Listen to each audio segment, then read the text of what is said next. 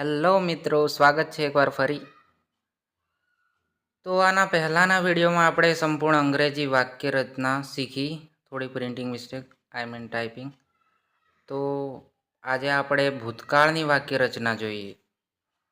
ભૂતકાળના વાક્યમાં એક વસ્તુનો જ ફેરફાર વધારે જોવા મળે છે, તે છે ઇઝની જગ્યાએ વોઝ આવશે અને આરની જગ્યાએ વર.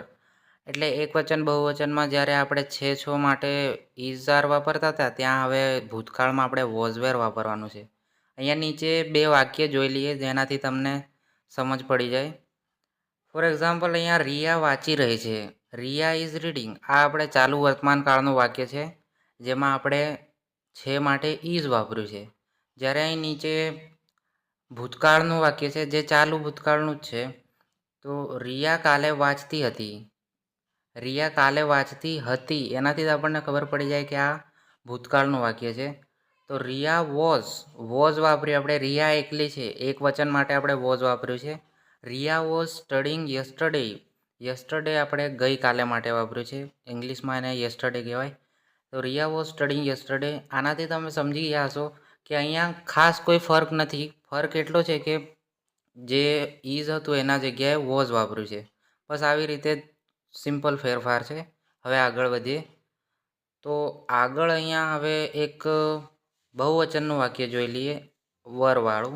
તો કાલે બધા મિત્રો રમતા હતા.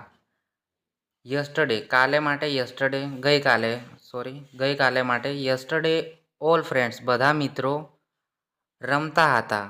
વર પ્લેઇંગ વાક્યરચના પ્રમાણે છે એટલે વર પહેલાં આવે, જે સમજાયું છે આના આગલા પાર્ટમાં, જોઈ લેજો જેમણે ના જોયું હોય.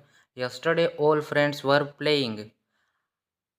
આવી રીતે આરની જગ્યાએ અહીંયા વર વાપર્યું છે. જો આ ચાલુ વર્તમાન કાળમાં હોત તો અહીંયા આપણે આર વાપર્યું હોત અને યસ્ટરડેની જગ્યાએ ટુડે હોત. આ એક જ સિમ્પલ ફેરફાર છે જે તમારે શીખવાની જરૂરત છે.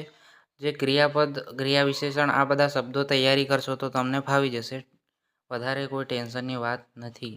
હવે આગળ વધીએ તો એક સાદું જોઈ લઈએ વાક્ય, જે અહીંયા છે કે કાલે રમ્યા હતા. સિમ્પલ ભૂતકાળની વાત છે, કાલે રમ્યા હતા. તો પ્લેડ યસ્ટરડે. આ પ્લેઝ, પ્લેડ જે શબ્દો છે એ તમારે તૈયાર કરવા પડશે, જે ખૂબ જરૂરી છે. તો જ તમે આ 3 કાળ શીખી શકશો, પ્રેઝન્ટ, ફ્યુચર, પાસ્ટ. એના માટે આ ખૂબ ઇમ્પોર્ટન્ટ છે. આજના વિડીયોમાં બસ આટલું જ.